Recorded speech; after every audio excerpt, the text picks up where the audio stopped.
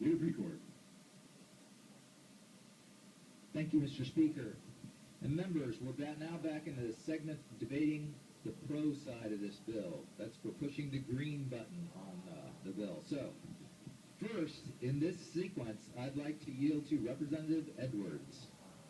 Representative Edwards, in debate. Thank you, Mr. Speaker. And in advance, I will just say that I anticipate I will get lots of emails today saying I'm anti-woman.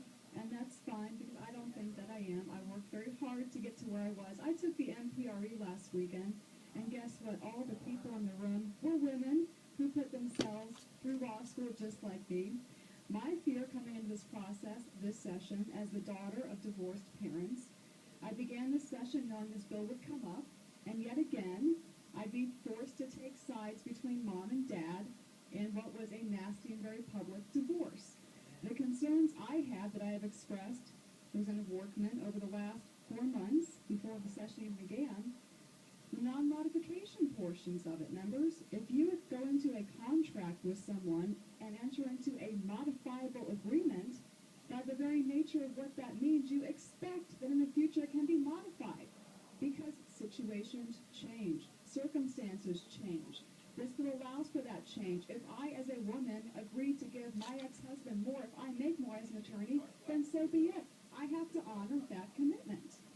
Under a non-modifiable agreement, both parties have decided they have made that conscious choice that they're entering into, like my parents did, an agreement that you can't go back and touch. I can go back and tell my parents, thank God they did that, because now I'm not having to pick sides. Thank you to the sponsor for getting that portion into this bill. This is a work in progress. I'm going to support this bill today, but very cautiously in doing so. If I continue to get emails from people who tell me that the impacts have hurt families in my district, we're going to have to come back next year and fix it, members, because none of us can go back and say that we did something to hurt children or families or women, or in this instance, I think men. This should be based on law. There should be some certainty. There should be some guidelines. The people who benefit in this are the family law attorneys, who, in my opinion, prolong settlements and agreements because they're paid on an hourly basis in some instances. Let's restrain them, and let's give some certainty to the process, and let's put some procedural fairness back into it. And again, I will state on the record, I don't think this is anti-woman. I think we are recognizing that in this state, divorce, unfortunately, is a reality.